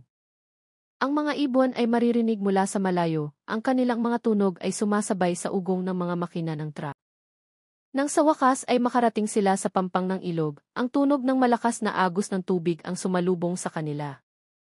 Ang ilog ay talagang tumutugma sa kwento ni Rahmat. Ang mga bato sa ilalim ng tubig ay tila mamula-mula, sumasalamin sa ginintuang sinag kapag tinatamaan ng liwanag ng umaga. Sa kabilang pampang ng ilog, makikita ang isang makitid na landas na tumatago sa loob ng kagubatan. Itinuro ni Datu Makiling ang direksyong iyon at sinabing doon matatagpuan ang daan patungo sa lambak ng Anino, ang lugar na pinaniniwala ang lokasyon ng gintong lambak. Huminto sandali ang team para magpahinga. Sinuri nilang muli ang kanilang mga supply, pinuno ng tubig ang kanilang mga lalagyan, at inihanda ang kanilang mga magagaang tolda. Tinitigan ni Kapitan Andres ang kumikinang na tubig ng ilog at ipinikit sandali ang kanyang mga mata. Sa kanyang puso, nagdasal siyang hindi magtapos sa trahedya ang biyaheng ito, tulad ng nangyari sa mga biktima. Naisip din niya si Aling Nena at ang iba pang mga pamilyang naghihintay sa kanilang mga tahanan. Alam niyang sa pamamagitan lamang ng paghahanap ng katotohanan sila lahat makakatagpo ng kapayapaan. Matapos tumawid sa ilog gamit ang isang maliit na bangkang goma, nagsimula silang maglakad. Ang tunog ng kanilang mga yabag ay humalo sa ihip ng hangin at sa malabong huni ng mga ibon. Ang kagubatan sa kanilang harapan ay tila buhay. Bawat dahon ay gumagalaw, bawat sanga ay nanginginig na para bang pinagmamasdan ang bawat kilos ng tao. Si Datu Makiling ay naglalakad sa unahan, may dalang isang malaking itak para buksan ang daan. Si Bayani ay sumusunod sa likuran niya, nag-iiwan ng mga marka sa mga puno upang mahanap nila ang daan pabalik. Pagsapit ng hapon, dumating sila sa isang maliit na kapatagan sa pagitan ng mga puno. Ang lugar na iyon ay ginawang kanilang unang pahingahan. Itinayo ang mga tolda, sinindihan ang isang apoy, at ang amoy ng instant na kape ay pumuno sa hangin. Umupo si Teniente Sarmiento sa ibabaw ng isang bato, nakatingin sa langit na nagsisimula ng maging kulay kahel. Sinabi niyang bawat hakbang na kanilang ginawa ngayong araw ay naglapit sa kanila sa katotohanan, ngunit pati na rin sa isang hindi kilalang panganib. Tiningnan siya ni Kapitan Andres at mahinang sumagot na ang katarungan ay laging humihingi ng katapangan na maglakad sa mga lugar na hindi kayang puntahan ng lahat. Dahan-dahang dumating ang gabi. Ang apoy ay sumasayaw sa pagitan ng mga puno, lumilikha ng mga anino na gumagalaw na parang mga tao. Sa malayo, maririnig ang tunog ng mga ibon sa gabi at ang kaluskos ng mga sanga na tinatangay ng hangin. Nakaupo ang team sa isang bilog sa katahimikan. Tanging ang tunog ng nasusunog na kahoy ang maririnig. Walang nagsasalita, ngunit lahat ay nakakaramdam ng parehong bagay. Sa kailaliman ng kagubatan na ito, hindi lamang sila naghahanap ng isang minahan ng ginto, kundi naghahanap ng mga sagot sa isang trahedya na nag-alis ng pangalan sa 69 na kaluluwa. Tiningnan ni Kapitan Andres ang nagniningas na apoy at pagkatapos ay tumingala sa kalangitan. Sa pagitan ng mga dahon, nagsimulang lumitaw ang mga bituin isa-isa. Sa kanyang puso, nangako siyang walang sinuman ang makakapigil sa kanya hanggang sa malantad ang lahat. Nang gabing iyon, sa gitna ng tahimik na kagubatan ng Mindanao, alam ng bawat isa sa team na ang kanilang mga hakbang ay pumasok na sa pinakamapanganib na kabanata ng kwento ng Lawa ng Diwata. Nagsimula ang ikalawang araw sa loob ng kagubatan na may mabigat at mamasa-masang hangin. Ang ulap-usok ay nakabitin pa rin sa pagitan ng mga puno, tinatakpan ang landas na kanilang dinaanan kagabi. Ang maliliit na ibon ay dumaan sa pagitan ng mga sanga, ang kanilang mga tunog ay mahinang maririnig sa ilalim ng makapal na mga dahon. Dahan-dahang kumilos ang team, sumusunod sa mga gabay na sina Dato Makiling at Bayani. Naglalakad sila ng nakapila, bawat isa ay may dalang malaking backpack at tungkod upang balansihin ang kanilang mga hakbang sa madulas na lupa. Si Teniente Sarmiento ay naglalakad sa likuran, nagtatala ng mga senyales sa kahabaan ng daan. Napansin niya ang malabong mga marka ng gulong sa lupa, masyadong malaki para sa isang ordinaryong sasakyan. Si Kapitan Andres, na naglalakad sa unahan, ay napansin ang mga natirang sirang sanga at ang lupa na tila hinukay. Yumuko siya, hinawakan ang lupa gamit ang dulo ng kanyang mga daliri, at sinabing ang lugar na ito ay dinaanan ng mga tao kamakailan lamang. Biglang huminto si Dato Makiling na nasa pinakaunahan. Itinaas niya ang kanyang kamay, nagbibigay ng senyas na huminto ang lahat. Sa kanilang harapan, sa likod ng makapal na mga palumpong, may isang bagay na kumikinang na tinatamaan ng sinag ng araw. Nang lumapit sila, ito pala ay isang walang lamang, kinakalawang na drum ng langis. Bahagyang nakalubog sa lupa, at sa paligid nito ay makikita ang mga natirang plastik na pambalot ng pagkain at mga lumang lata. Sinuri ni Teniente Sarmiento ang sulat sa drum at natagpuan ang mga titik na kupas na ngunit mababasa pa rin ang ilan. Ang mga titik ay nagpapakita ng isang tatak ng gasolina na ibinebenta lamang para sa malalaking industriya. Matagal na tinitigan ni Kapitan Andres ang bagay na iyon. Alam niyang ang isang drum na tulad nito ay hindi maaaring umira sa gitna ng kagubatan ng walang dahilan. Sa paligid nito ay mayroon ding mga bakas ng paa na natatakpan ng mga tuyong dahon. Lumuhod siya at kinuha ang isang piraso ng berdeng tali ng nilo na luma na. Ang tali ay katulad ng tali na ginamit upang itali ang mga biktima sa Lawa ng Diwata. Bahagyang nanginginig ang kanyang mga kamay nang hawakan niya ito. Binalot sila ng katahimikan. Tanging ang tunog ng hangin na dumadaan sa pagitan ng mga puno ang maririnig. Lumapit si Teniente Sarmiento at sinabing maaaring ito ay mga natira mula sa isang abandonadong operasyon sa pagmimina. Ngunit nag-aalinlangan ang kanyang puso dahil sa mga senyales sa paligid. Malinaw na ang aktibidad dito ay hindi pa gaanong katagalang huminto.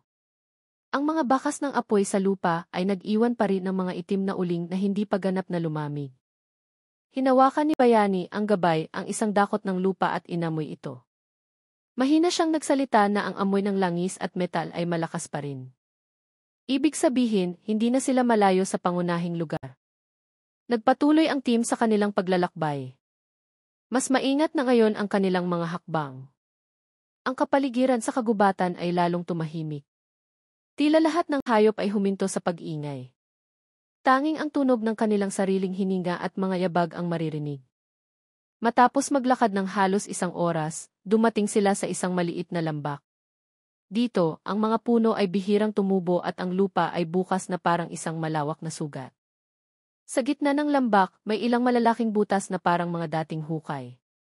Ang lupa sa paligid nito ay mamula-mula at basa. Dahan-dahang bumaba si Teniente Sarmiento sa ilalim ng isang butas. Sinuri niya ang mga dingding ng lupa at natagpuan ang maliliit na kislap sa gitna ng putik. Hinaplos niya ito gamit ang kanyang daliri at natagpuan ang mga piraso ng metal na may maputlang dilaw na kulay. Tiningnan niya si Kapitan Andres, na nakatayo sa gilid ng butas, at dahan-dahang tumango. Wala nang duda. Ito ang mga labi ng isang aktibidad sa pagmimina ng ginto. Tinitigan ni Kapitan Andres ang paligid ng lambak na iyon nang may mabigat na mga mata. Nakita niya ang mga bakas ng mga pundasyong kahoy na tila dating kinatatayuan ng maliliit na gusali o mga tolda para sa trabaho. Sa kabilang sulok, may mga natirang sirang manumanong kagamitan sa pagbabarena na iniwan na lamang. Naramdaman niya ang isang malamig na hangin na nagmumula sa ilalim ng lupa. Hindi malaman kung dahil sa kahalimigmigan o dahil sa isang kutob na ang lugar na ito ay nagtatago ng isang madilim na kwento. Naglakad si Dato Makiling sa gilid ng lambak at natagpuan ang isang bulok na tabla na kalahating natatakpan ng lupa. Nilinis niya ang putik gamit ang kanyang kamay at binasa ang malabong nakaukit na sulat. Halos nawala na ang mga titik, ngunit isang salita ang malinaw pa ring nakikita. Lambak ng anino. Lumapit si Kapitan Andres at hinawakan ang tabla gamit ang dalawang kamay. Natahimik ang lahat. Tanging ang hangin ang umihip, dala ang amoy ng lupa at metal. Ang gintong lambak na dati inasa mga ulat at hinala lamang ay ngayon ay tunay na nasa kanilang harapan. Ngunit ang presensya ng lugar na iyon ay hindi nagdala ng ginhawa, kundi isang kakatuwang tensyon. Tila ang lupa ay may itinatago pang lihim na hindi pa dapat matuklasan. Pagsapit ng hapon, naging makulimlim ang langit, kumidlat sa malayo. Nagpasya ang team na magtayo ng pansamantalang kampo sa gilid ng lambak. Nagsimulang umambon, lumilikha ng isang malambot na tunog sa ibabaw ng mga lona ng tolda. Sa loob ng tolda, nagsusulat si Teniente Sarmiento ng pang-araw-araw na ulat. Nanginginig ang kanyang kamay habang isinusulat na natagpuan na ang lokasyon ng minahan, ngunit wala pang senyales ng buhay ng tao. Tahimik na nakaupo si Kapitan Andres, nakatingin sa mapa sa harap niya, gumuguhit ng isang bilog sa paligid ng lambak at minamarkahan ito ng pulang tinta. Alam niyang hindi pa tapos ang biyaheng ito. Ang paghahanap sa gintong lambak ay simula pa lamang. Sa likod ng mga basang butas sa lupa, marahil ay mayroon pang mas malalim na katotohanan. Ang katotohanan tungkol sa kung sino ang nagtayo ng lugar na ito at kung bakit 69 na tao ang kailangang mamatay dahil sa gintong hindi nila kailanman nahawakan. Mabilis na dumating ang gabi.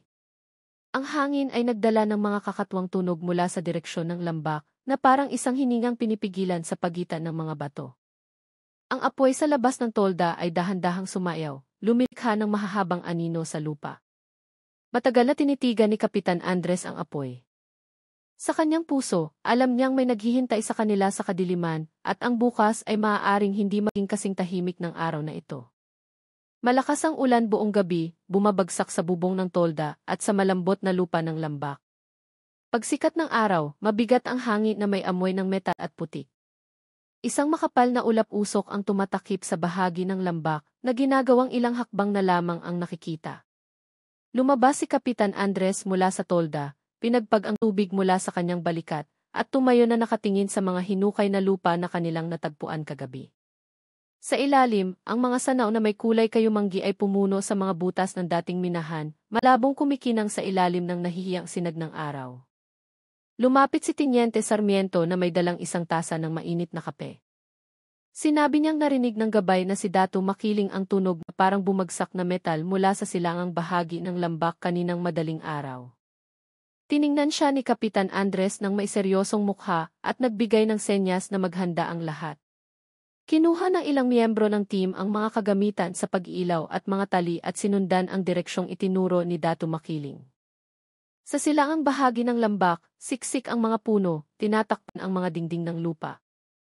Sa likod ng mga palumpong at malalaking ugat, may isang madilim na butas na parang isang maliit na pinto na kalahating natatakpan ng mga guho ng kahoy. Nang suriin ng mas malapit, ito pala ay isang pinto patungo sa isang lagusan na pababa sa ilalim ng lupa. Ang mga dingding nito ay nababalutan ng mga tabla at luwad na marupok na. Sinuri ni Bayani ang hangin sa loob at sinabing ligtas itong pasukin na may ilaw.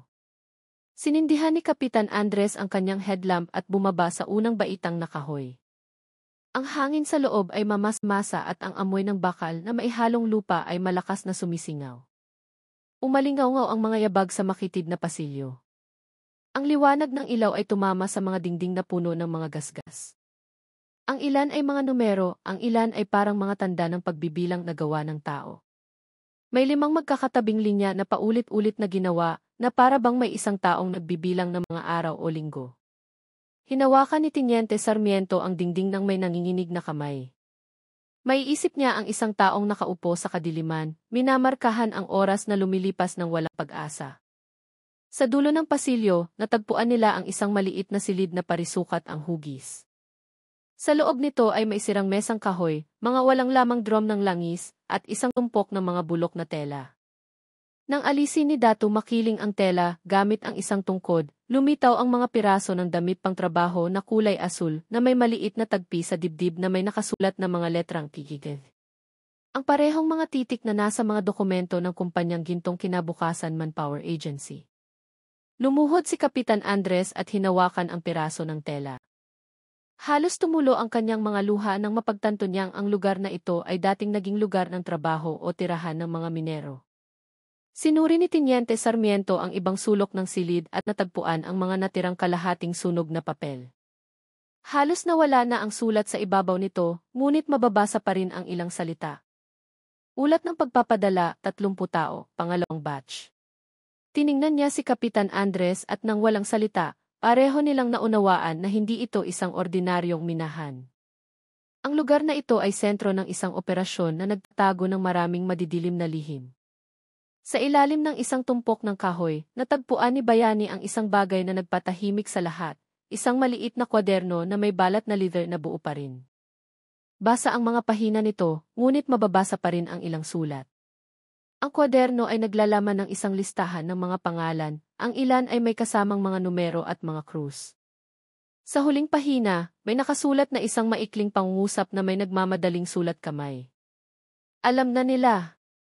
Kailangan nating umalis bago sila dumating. Ang pangungusap na iyon ay nagpatayo ng balahibo ni Kapitan Andres.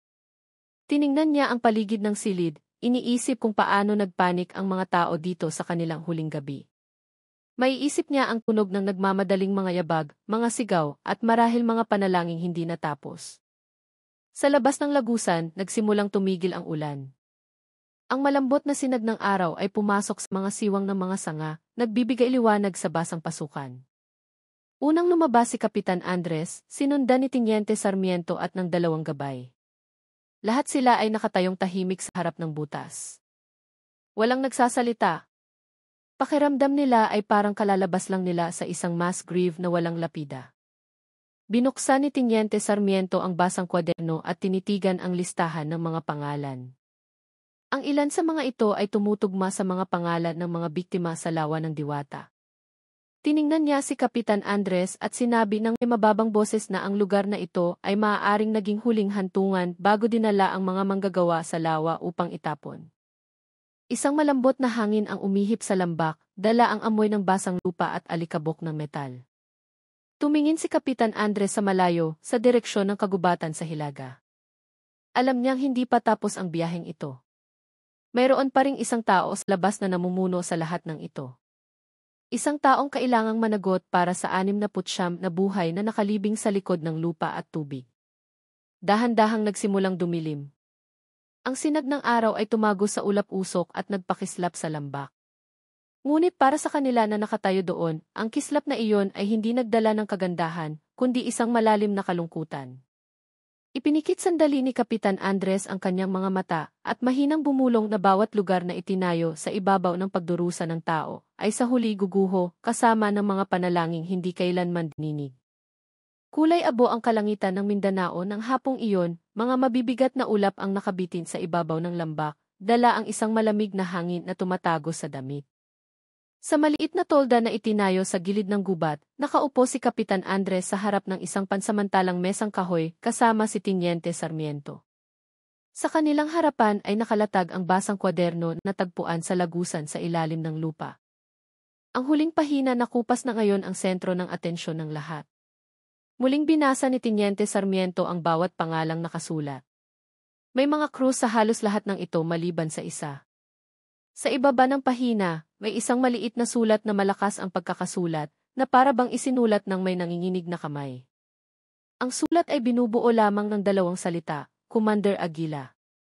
Sa tabi nito ay may isang numero na siyam at isang simbolo na parang bilog. Walang ibang paliwanag, ngunit sapat na upang magkatinginan ang lahat sa silid. Matagal na hinawakan ni Kapitan Andres ang tala. Tinitigan niya ang malabong mga marka ng tinta at sinabing narinig na niya ang pangalang ito mula sa mga lumang ulat tungkol sa isang network ng iligal na pagmimina sa hangganan. Naalala niya ang isang file na dating naantala sa lokal na pulisya na naglalaman ng impormasyon tungkol sa isang lalaking may lahing halo-halo na dating wanted dahil sa mga kaso ng karahasan at smuggling ng ginto. Hindi kailanman naging malinaw ang kanyang tunay na pangalan, ngunit tinatawag siya ng mga tao sa hangganan na Commander Aguila dahil sa isang tatoo ng Aguila sa kanyang dibdib at sa kanyang malupit na reputasyon. Si Dato Makiling, ang gabay na tahimik na nakikinig mula pa kanina, ay sa wakas nagsalita. Sinabi niyang maraming taon na ang nakalipas, may isang lalaki na madalas lumitaw sa isang liblib na baryo na may dalang isang armadong grupo. Binili nila ang lupa mula sa mga residente sa mataas na presyo at pagkatapos ay nagtayo ng isang lihim na kampo sa gitna ng kagubatan. Maraming tao ang nawala matapos magtrabaho para sa kanya. Walang sinuman sa baryo ang nangahas na lumapit sa lugar na iyon. Ipinagbawal pa ng mga matatanda sa baryo ang mga bata na banggitin ang kanyang pangalan sa gabi dahil pinaniniwala ang magdudulot ito ng kasawian. Maingat na tiningnan ni Teniente Sarmiento si Dato Makiling. Nagtanong siya kung buhay pa ba ang lalaking iyon. Dahan-dahang tumango si Dato Makiling.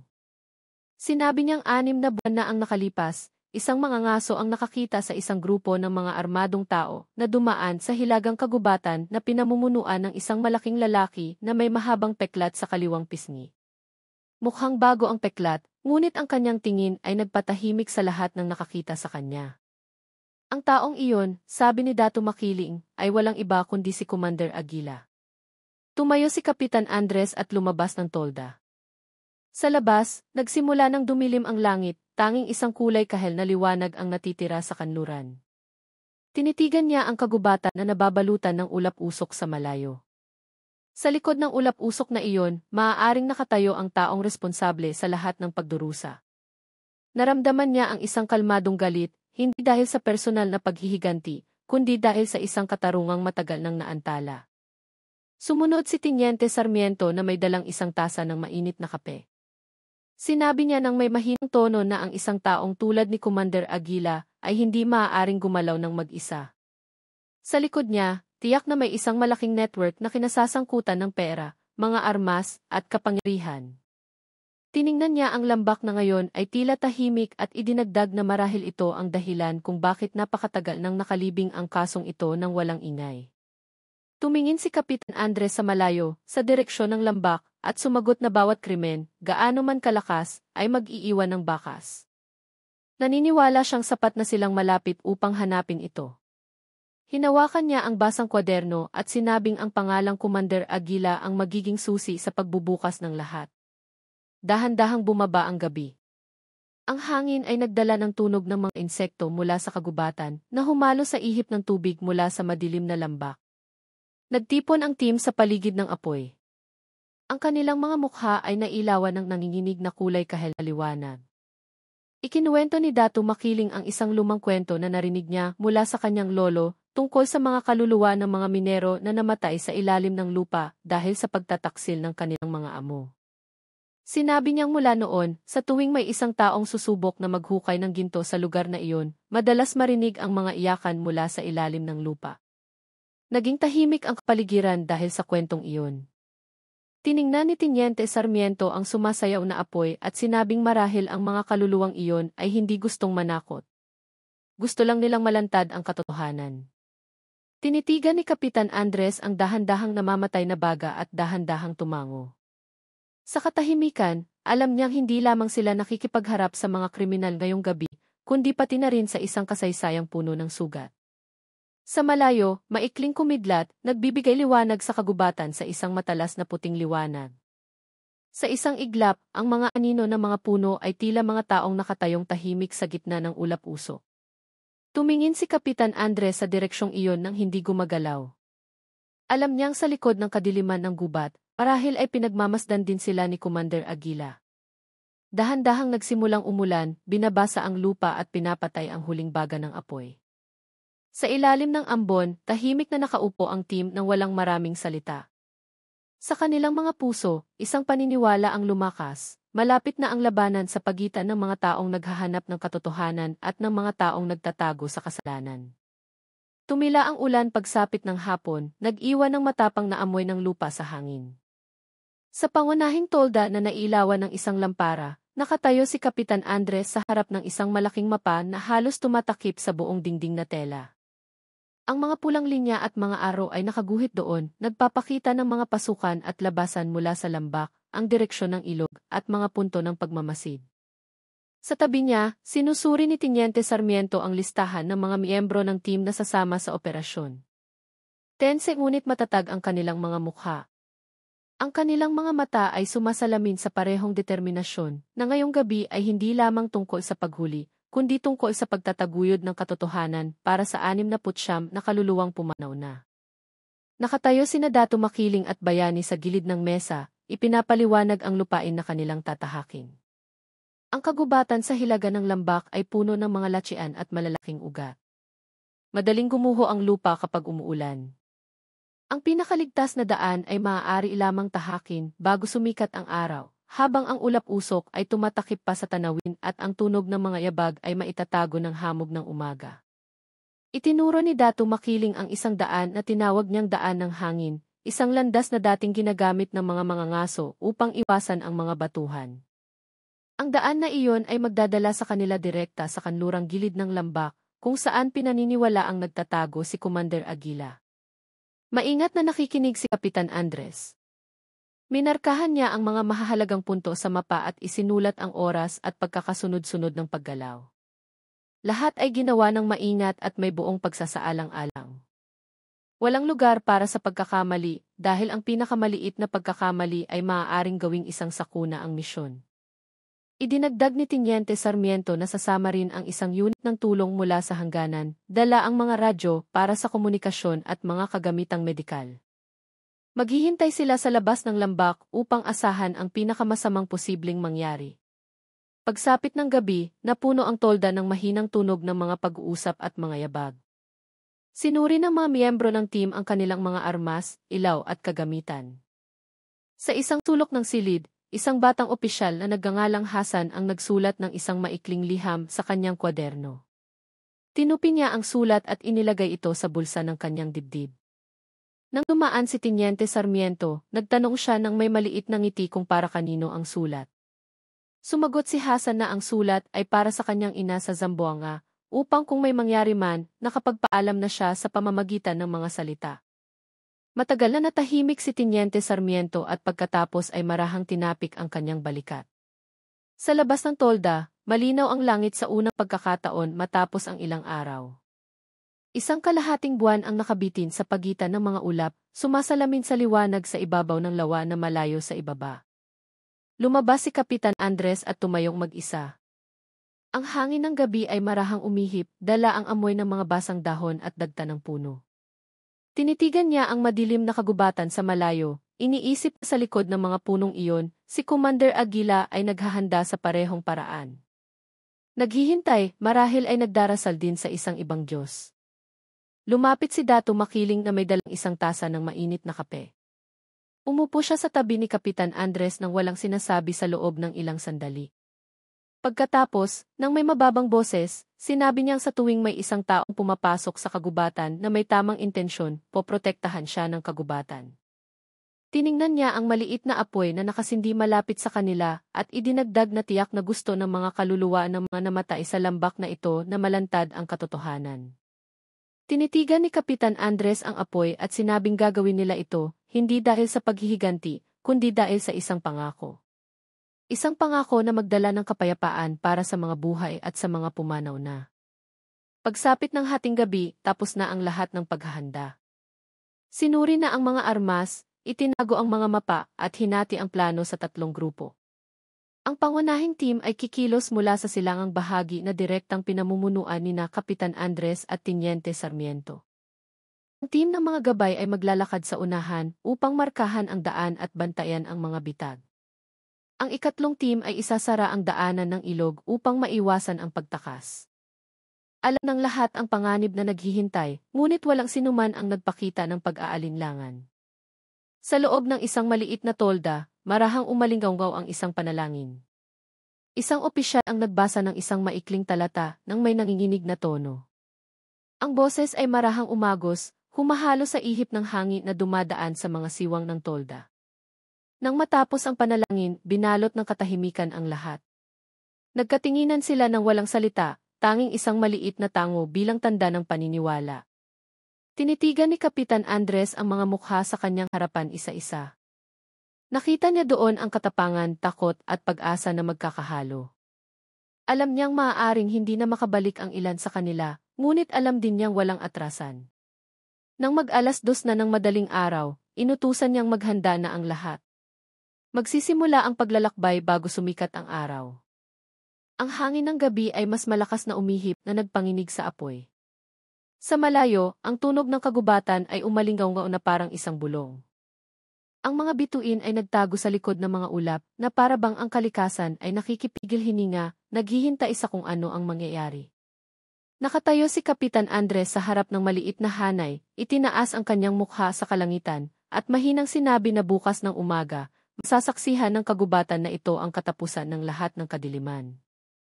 Ang gabing iyon ang naging pinakamahabang gabi sa kanilang buhay. Walang sinuman ang talagang natulog. Ang ilan ay nakaupo na nakatingin sa apoy hanggang sa mamatay ito. Ang ilan ay nagsulat ng mga huling tala. Sa gitna ng katahimikan, isang paniniwala ang lumakas sa dibdib ng bawat isa, na ang katarungan ay isisilang pagsikat ng araw, kahit na kailangan nilang tumago sa kadiliman ng gubat at sa panganib na nag-aabang sa bawat hakbang. Hindi pa ganap na sumisikat ang araw nang kumilos ang maliit na grupo sa loob ng kagubatan. Ang kalangitan sa silangan ay naglalabas lamang ng isang maputlang kulay abong liwanag. Makapal pa rin ang ulap-usok, tinatakpan ang tanawin sa layong ilang hakbang. Sa unahan ng hanay, dahan-dahang naglakad si Kapitan Andres, kasama si Teniente Sarmiento, sinundan ni Dato Makiling at Bayani na may hawak na mga itak sa kanilang mga kamay. Bawat hakbang nila ay lumilikha ng isang malambot na tunog sa basang lupa, na parang isang hiningang pinipigilan upang hindi magising ang kagubatan. Ang unang huni ng ibon ay narinig sa malayo, sinundan ng ihip ng hangin na dumadampi sa mga dulo ng dahon. Alam nilang malapit nang maubos ang kanilang oras. Sa pagsikat ng araw, mawawala ang ulap-usok at ang kanilang presensya ay makikita mula sa malayo. Nagbigay ng senya si Dato Makiling na huminto ang lahat. Itinuro niya ang isang maliit na lambak sa unahan, kung saan may manipis na usok na lumalabas mula sa mga siwang ng mga puno. Doon, sa pagitan ng matataas na puno, nakatayo ang isang malaking gusaling kahoy na napapalibutan ng bakod na kawayan. Iyon ang punong tanggapan ni Commander Aguila. Naghiwalay ang team ayon sa plano. Pinamunuan ni Kapitan Andres ang pangunahing grupo mula sa silangang bahagi, habang dinala ni Teniente Sarmiento ang pangalawang grupo na umikot sa lambak mula sa timog. Ang mga lokal na gabay ay dumaan sa isang makitid na landas sa pagitan ng mga palumpong upang bantayan ang mga bantay. Bawat hakbang ay kinakalkula, bawat kilos ay iniingatan upang hindi makalikha ng ingay. Biglang may narinig na tunog ng nabaling sanga sa kaliwa. Agad na yumuko si Dato Makiling, nagbibigay ng senyas ng panganib. Mula sa likod ng ulap-usok, dalawang armadong lalaki ang lumitaw. Itinaas ng isa ang kanyang armas, ngunit bago pa man makabaril, lumundag si Teniente Sarmiento at pinabagsak ito sa isang mabilis na kilos. Ang unang putok ng baril ay bumasag sa katahimikan ng madaling araw, umalingaw sa pagitan ng mga puno. Sa isang iglap, ang dating tahimik na kagubatan ay naging isang larangan ng digmaan. Nag-utos si Kapitan Andres na sumulong. Nagpalitan ng putok, humalo sa mga sigaw ng utos at sa mabibigat na hininga. Pinuno ng usok ng pulbura ang hangin. Ilang miyembro ng team ang nagtago sa likod ng malalaking puno, kalmadong nagpapaputok patungo sa punong tanggapan. Mula sa loob ng bakod na kawayan, gumanti ang mga tauhan ni Commander Aguila gamit ang mga gawang bahay na armas. Mabilis at matindi ang labanan. Sa gitna ng kaguluhan, nakita ni Kapitan Andres ang isang malaking figura na lumabas mula sa pangunahing gusali. Matipuno ang kanyang katawan, kalahating natatakpan ng isang mahabang peklat sa kaliwang pisngi ang kanyang mukha. Sa kanyang dibdib, malinaw na nakikita ang isang tatoo ng isang umaatungal na agila. Nakatayo si Commander Aguila na may hawak na pistola, mailap at galit ang kanyang mga mata. Sumigaw siya sa isang halong wika, sinasabing ang kagubatan na ito ay sa kanya at walang sinuman ang makakakuha nito. Lumakad si Kapitan Andres nang walang pag-aalinlangan. Muling narinig ang mga putok ng baril. Tumama ang mga bala sa isang puno malapit sa kanya. Gumanti siya ng isang maikling putok at pagkatapos ay tumakbo palapit. 2 beses pang nagpaputok si Commander Aguila bago naubos ang kanyang mga bala. Nagtagpo silang dalawa sa gitna ng ulap-usok, naglaban gamit ang kanilang mga kamay sa madulas na basang lupa. Malakas at mailap si Commander Aguila, ngunit kalmado at sanay si Kapitan Andres. Matapos ang isang mahabang labanan, narinig ang tunog ng isang bumagsak na katawan. Nang magsimulang humupa ang ulap-usok, nakahandusay si Commander Aguila sa lupa, nakatali at walang magawa. Ang kanyang mukha ay puno ng putik. Ang kanyang mga mata ay nagniningas pa rin na parang isang hayop na nasukol. Sinubukan niyang magsalita, ngunit ang kanyang boses ay garalgal. Matagal siyang tinitigan ni Kapitan Andres at pagkatapos ay sinabing hindi poprotektahan ng kagubatan ang isang taong nabubuhay sa dugo ng ibang tao. Yumuko si Commander Aguila, ang kanyang mga mata ay nakatingin sa lupa ng walang imik. Natapos ang labanan pagsikat ng araw. Ilang tao ang nasugatan, ngunit walang namatay. Ang punong tanggapan ni Commander Aguila ay ganap na nakontrol. Sa loob ng gusali, natagpuan nila ang mga natirang tala, mga kagamitan sa pagmimina, at mga larawan ng mga manggagawa. Lahat ay naging matibay na ebidensya na ang isang network ng human trafficking at iligal na pagmimina ay nag-operate sa ilalim ng kontrol ni Commander Aguila sa loob ng maraming taon. Nang lumitaw ang unang sinag ng araw mula sa likod ng burol, isang ginintuang liwanag ang nagbigay ilaw sa lambak. Ang ulan kagabi ay nag-iwan ng maliliit na sanaw na kumikinang na parang mga hiyas. Nakatayo si Kapitan Andres sa gilid ng lambak, nakatingin sa dahan-dahang umaangat na ulap-usok. Sa kanyang puso, may isang pakiramdam ng ginhawa na maihalong pighati. Alam niyang ang mahabang pakikibaka ay sa wakas ay umabot na sa kanyang layunin, ngunit alam din niyang ang katarungan ay laging may kasamang mataas na halaga. Ilang linggo ang lumipas, sa pampang ng Lawa ng Diwata, isang seremonya ng pag-alaala ang ginanap. 69 na kabaong ang maayos na nakahanay sa ilalim ng watawat ng Pilipinas. Tahimik na nakatayo ang mga residente, ang ilan ay umiiyak, ang ilan ay nagdarasal sa katahimikan. Sa gitna nila, dumalo si Aling Nena na nakasuot ng simpleng itim na damit. Nakatayo siyang maihawak na larawan ng kanyang anak na si Lito, nakatingin sa kabaong sa harap niya ng may malambot na mga mata.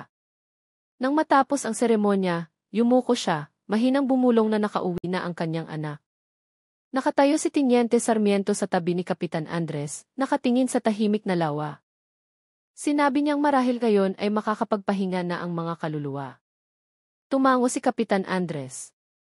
Tiningnan niya ang ibabaw ng tubig na sumasalamin sa asul na kalangitan at sinabing ang tubig at lupang ito ay mag-iingat sa kanilang mga pangalan magpakailanman. Nang araw na iyon, isang malambot na hangin ang umihip, dala ang amoy ng mga bulaklak at ang tunog ng mga ibon mula sa kagubatan. Ang Lawa ng Diwata ay tila payapa, na parabang hindi kailanman nasaksihan ang kadiliman. Isang batong pang-alaala ang nakatayo sa pampang ng tubig na may nakasulat sa 2 wika, maaaring huli nang dumating ang katarungan, ngunit hindi ito kailanman nawawala. Matagal na nakatayo si Kapitan Andres sa harap ng bato, at pagkatapos ay umalis ng may kalmadong mga hakbang. Sa kanyang puso, alam niyang hindi magtatapos dito ang kwentong ito.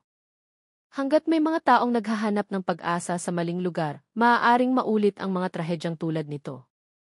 Ngunit naniniwala rin siyang hanggat may mga pusong matapang na nagtataguyod ng katotohanan, palaging makakahanap ng daan ang liwanag upang tumagos sa kadiliman. Dahan-dahang naging kulay kahel ang kalangitan sa hapon. Sa malayo, ang tunog ng maliliit na kampana mula sa mga bangka ng mangingisda ay umalinggaw sa ibabaw ng tubig. Muling tumahimik ang Lawa ng Diwata, tahimik na iniingatan ang mga lihim nito.